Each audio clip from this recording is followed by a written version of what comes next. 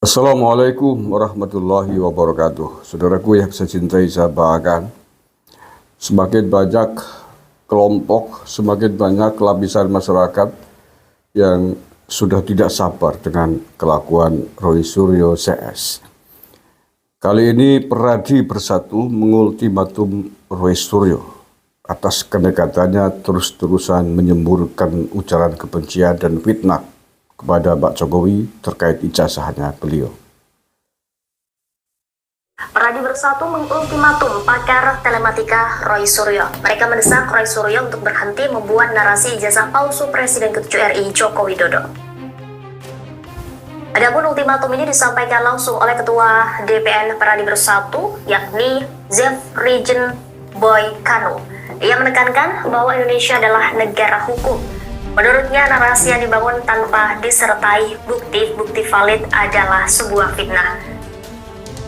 Zefrijen mengungkap narasi yang dibangun Roy Suryo CS dengan menuding ijazah Jokowi palsu sudah keterlaluan. Ia pun berharap penyidik Polres Metro Jakarta Selatan yang menangani perkara ini segera memanggil dan memeriksa para terlapor. Ia dan beberapa pengacara yang tergabung dalam Advokat Publik Defender sebelumnya melaporkan Roy Suryo CS ke Polres Metro Jakarta Selatan. Oke ya, itu perkembangan terkini. Hari ini hari Kamis 29 Mei 2025. Peradi Bersatu, Peradi Perhimpunan Advokat Indonesia, lembaga yang legal sebagai lembaga advokasi pembela di jalur hukum ya. Organisasinya para advokat. Saya sepakat bahwa kalau Roy Suryo mengklaim diri dan kawan-kawannya ya sebagai para akademisi, sebagai para pakar ilmuwan, klaimnya begitu ya. Mestinya ketika mereka itu sudah melaporkan di jalur hukum, mestinya ya sudah, fokus saja di jalur tersebut. Fokus saja siapkan materi bahan-bahan yang diperlukan terkait dengan aduannya, laporannya kepada polisi. Itulah langkah hukum, langkah yang mestinya dilakukan oleh para orang-orang yang mengklaim diri sebagai pakar. Klaim, sekali lagi klaim ya. Karena sementara banyak pihak yang membantah kepakaran mereka. Tidak perlu lagi kemudian keluar-keluar sana sini di media tentang ijazahnya Pak Jokowi, kepalsuannya, tetek bengek. Itu bukan tindakan para pakar ya. Itu bukan cara kerja para akademisi. Itu adalah cara kerja para politisi. Para politisi yang lebih mengandalkan narasi-narasi publik, bukan di jalur hukum. Tetapi kalau jalur hukum ya sudah, fokus saja di situ. Nah, tetapi tidak ini Roy Suryo CS, mereka sudah melaporkan ke Barreskrim Mabes Polri dan sudah dihentikan kasusnya, tapi suaranya masih berkoar sana kemari. Dan justru sebenarnya kalau mereka paham hukum, apa yang mereka lakukan dengan koar-koarnya terus, provokasinya terus, fitnahnya terus, justru sebenarnya sedang menggali lubang kubur mereka sendiri. Alih-alih meminta maaf kepada Pak Jokowi, kalau seorang pakar betulan, seorang akademisi betulan, begitu laporannya tidak ditanggapi, dalam kurung sudah dihentikan oleh Barreskrim Mabes Polri karena dinilai tidak cukup unsur pidananya, mestinya buru-buru meminta maaf kepada Pak Jokowi bahwa apa yang mereka lakukan selama ini ternyata salah. Tuduhan mereka selama ini kepada Pak Jokowi memiliki ijazah palsu ternyata tidak benar. Mestinya buru-buru meminta maaf kepada Pak Jokowi agar tidak terkena pasal pencemaran nama baik, agar terbebas dari hukuman. Itu mestinya kalau orang waras otaknya, kalau akademisi betulan, para pakar betulan, bukan pakar abal-abal. Tetapi yang terjadi ini tidak. Ini sebaliknya. Sudah salah, laporannya dihentikan oleh Barreskrim Mabes Polri, tapi justru malah menyalahkan Barreskrim Mabes Polri, mengancam akan melaporkan Bareskrim Mabes Polri. Itu namanya tindakan bunuh diri. Yo Suryo, kamu dan kawan-kawan itu sedang menggali lubang yang sangat dalam di jalur hukum. Sedang menghancurkan karirmu sendiri, menghancurkan keluargamu sendiri, menghancurkan para pengikutmu sendiri. Apakah kalian tidak paham akan resiko hukum itu? Kalau kalian tidak paham, berarti Anda memang bukan pakar. Kalian memang bukan pakar. Abal-abal. Faktanya, dengan apa yang kalian lakukan sendiri tidak jelas, jeluntrung arahnya, resikonya tidak ada timbang. Dampak akibatnya dari narasi-narasimu yang sudah melaporkan ke Bareskrim Mabes Polri tidak ada timbang.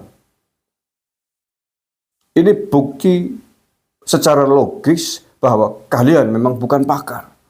Kalian bukan ahli. Tetapi kalian tidak lebih dari segerombolan orang yang ingin bikin gaduh di negara ini. Sekelompok orang yang menentang kebijakan-kebijakan negara ini. Sekelompok orang yang ingin bikin kisruh di negara ini. Dan oleh karenanya, kelompok ini harus dihukum seberat-beratnya, Pak Polisi. Tentunya yang sedang diproses hari ini adalah di Polda Metro Jaya. Polda Metro Jaya sudah menindaklanjuti laporannya Pak Jokowi yang tidak terima ijazahnya dituduh palsu. Pak Jokowi menggunakan pasal-pasal pencemaran nama baik, fitnah, dan juga Undang-Undang ITE. Maka saya kira dengan apa yang mereka lakukan, Roy Suryo CS dan kawan-kawan selama ini, hembusan provokasinya yang tidak pernah berhenti. Bahkan seolah-olah berpesta pora di atas mimbar-mimbar ruang-ruang televisi nasional kita. Dan sepertinya televisi nasional kita juga memanfaatkan momen ini untuk mengeruk keuntungan, tetapi tidak memperhatikan dampak buruknya. Tidak berpikir panjang bagaimana semburan-semburan yang dilakukan oleh Roy Suryo CS ini adalah semburan-semburan yang sangat sadis, sangat kotor, sangat destruktif bagi generasi muda kita. Bagaimana mungkin mempertontonkan kebodohan mereka di hadapan anak-anak mahasiswa, generasi muda kita. Berdebat dengan cara-cara yang sangat tidak ilmiah. Berdebat dengan mengedepankan nafsu yang sama sekali jauh dari akal pikiran dan cara-cara debat orang-orang ilmuwan. Menurut saya sebenarnya itu perlu dikoreksi. Ya, sekali lagi perlu dikoreksi model tayangan-tayangan semacam itu. Karena dampaknya buruk. Seolah-olah anak-anak kita, generasi muda kita sedang diberikan contoh, sedang dipertontonkan bahwa saling hujat di depan umum adalah benar. Seolah-olah saling caci maki di layar televisi adalah hal yang benar. Menjatuhkan nama baik, kredibilitas, dengan okol, dengan mulut kotor, dengan mulut kasar, seolah-olah dibenarkan kalau begitu caranya. Siapakah lembaga negara yang punya otoritas untuk mengatur ini? Ya mungkin Komdigi atau yang lain. Perlu dibatasi ini televisi nasional kita agar tidak semau-maunya sendiri, tidak sebebas-bebasnya sendiri menampilkan perdebatan orang-orang yang punya kontroversi agar tidak kebablasan. Orang-orang yang ditengarai toksik, orang-orang yang ditengarai semaunya sendiri suka mengedepankan emosional di depan layar TV, emosi yang tidak didasari atas tindakan-tindakan ilmiah, atas kajian-kajian yang benar, hanya emosi, okol, nafsu. Ini menurut saya harus dievaluasi karena dampaknya merusak generasi muda kita, merusak para mahasiswa kita. Sekali lagi seolah-olah mereka sedang diajari cara-cara berkelahi di depan televisi. Seolah-olah mereka sedang disuguhi makanan halal walaupun sesungguhnya sangat jorok dan sangat tidak bergizi, racun. Seolah-olah mereka sedang dipertontonkan bahwa racun ini boleh gitu. Racun-racun peradaban itu seolah dibolehkan. Dan dampaknya apa? Akibatnya apa? Setelah itu masuk kepada kepala mereka, mereka nanti lulus, atau ketika mereka punya unek-unek, punya persoalan di lingkungan kampusnya. Jangan salahkan kalau kemudian mereka juga akan meluapkan, menarasikan dengan cara-cara yang lebih kasar, lebih destruktif. Tawuran, ngamukan, membakar fasilitas publik, menghujat para pemimpinnya, menghujat rektornya, dan seterusnya. Seolah-olah itu adalah hal yang halal, seolah itu adalah hal yang benar.